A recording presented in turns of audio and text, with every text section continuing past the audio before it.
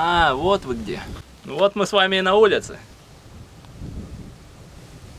Далеко забрел, однако. Ну давайте начнем с самого начала.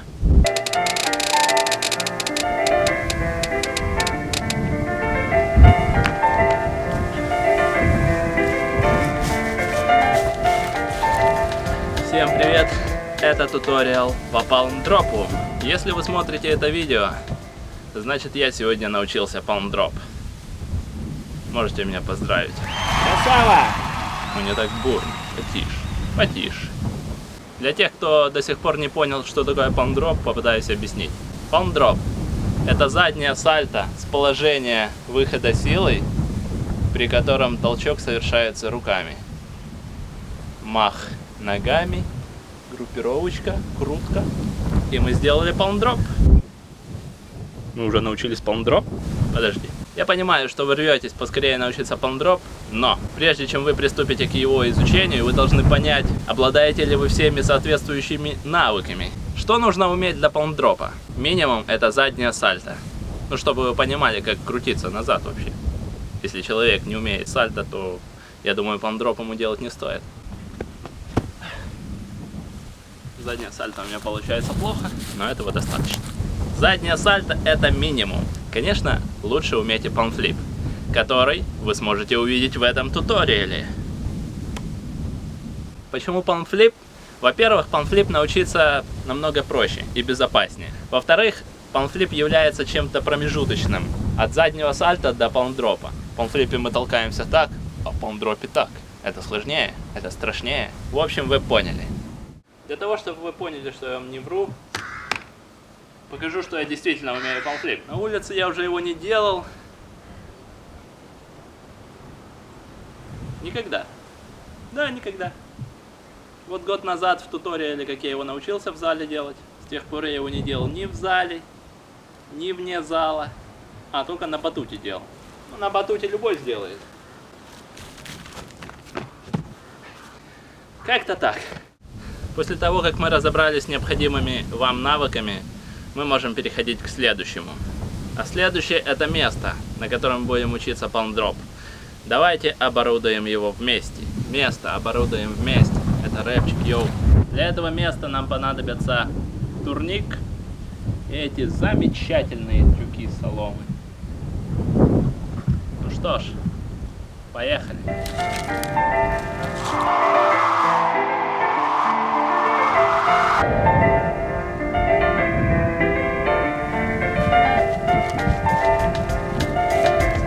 В результате усиленной работы получился вот такой палмдроп тренажер.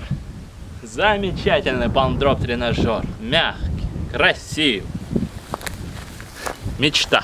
После того, как вы соорудили такой тренажер, вы готовы приступить к изучению палмдропа. Но будьте осторожны, ведь палмдроп один из тех элементов, которые очень страшно делать, и в котором есть риск упасть на шею. Поэтому я вам советую учиться палмдроп в более безопасном и более подходящем для этого месте. Например, на очень толстых поролоновых матах, а еще лучше в поролоновой яме. Ты так долго языком ворочаешь не потому ли, что тебе страшно его делать? Ну, конечно, страшно лезть на этот турник, вот я и рассказываю. Но прежде чем я туда полезу, я вам расскажу еще один нюанс. Может быть, потом уже не получится рассказать. Если я шею сломаю. Дело было так. Прежде чем прийти сюда, я пошел в скайпарк, потому что там есть поролоновая яма.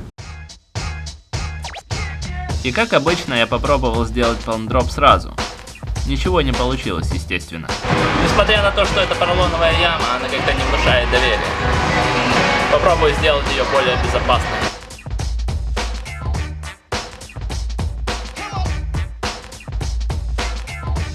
Начнем с подводящих упражнений. Изначально я толкался от препятствия и просто падал на спину.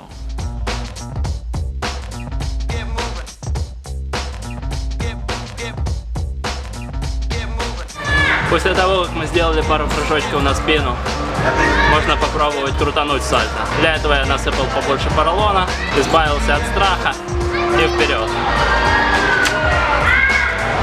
Вы видели, как я вписался головой, но тем не менее было не больно. А вот я не хочу. И тогда я стал толкаться сильнее давать больше крутку и пробовать делать палмдроп.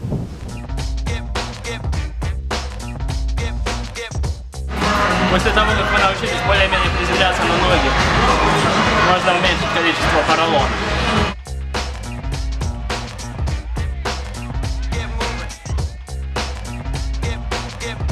А сейчас уберем еще немножко поролона, чтобы максимально приблизиться к натуральным условиям. Приходилось откидывать не только поролон, но и попадавших под руку детей.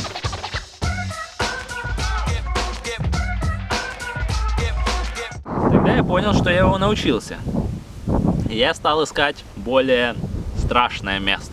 Страшное место.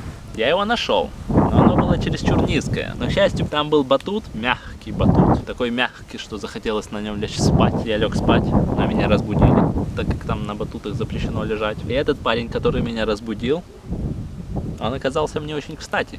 Я попросил меня подстраховать, и он согласился. А что делать, это его работа. И он ее добросовестно выполнил. Потом я стал пытаться делать сам, и у меня стало получаться хуже.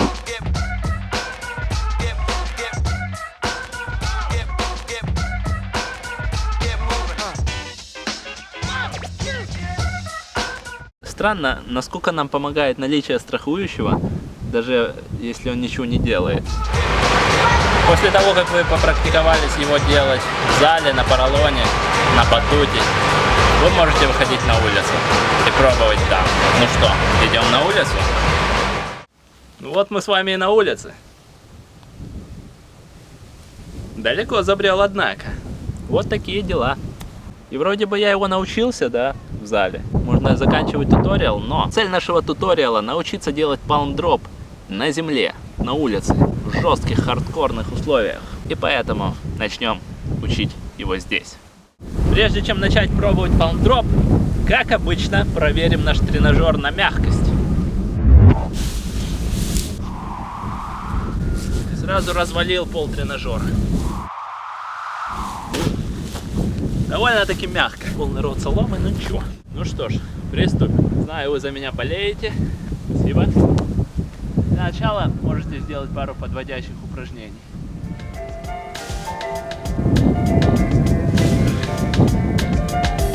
Делать подводящие упражнения. Думал, с первого раза сделаю. Забыла. Нормально. Как говорил Влад Ковалевский после двухи на голову.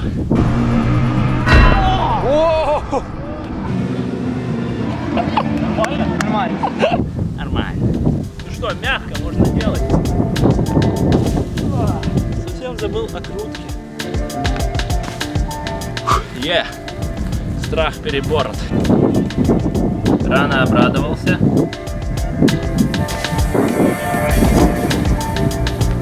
А дальше действуем по нашей наработанной схеме и начинаем убирать мат. Тюки. Продолжим. 6.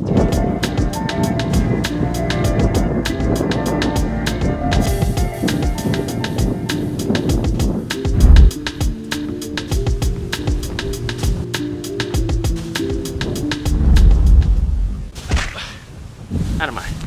Я заметил, когда не отдыхаешь, начинаешь хуже делать. Поэтому отдыхайте. Окей.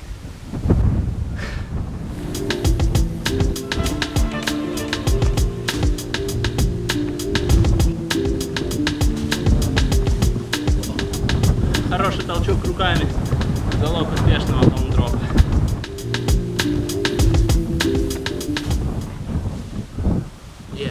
Ну что ж, настало время убрать немножко тюков. Так, давайте же уберем.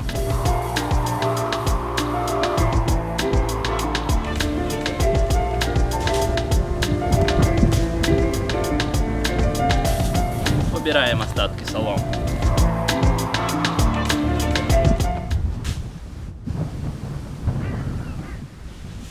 Вот так мы с вами сегодня научились делать палмдроп.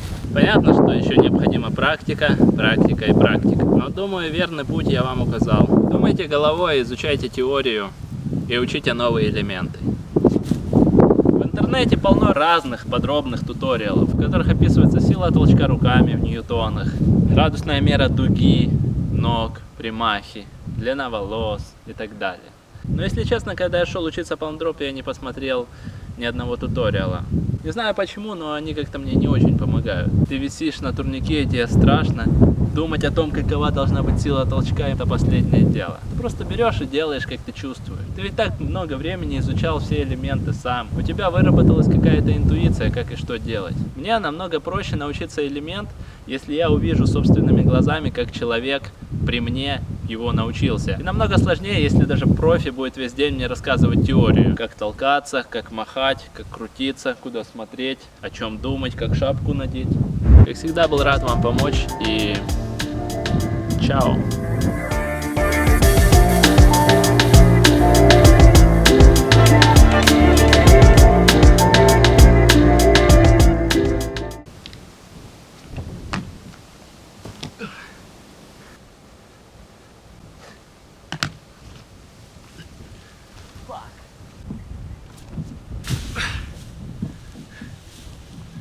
Говорил же, отдыхайте. А вы не слушали меня.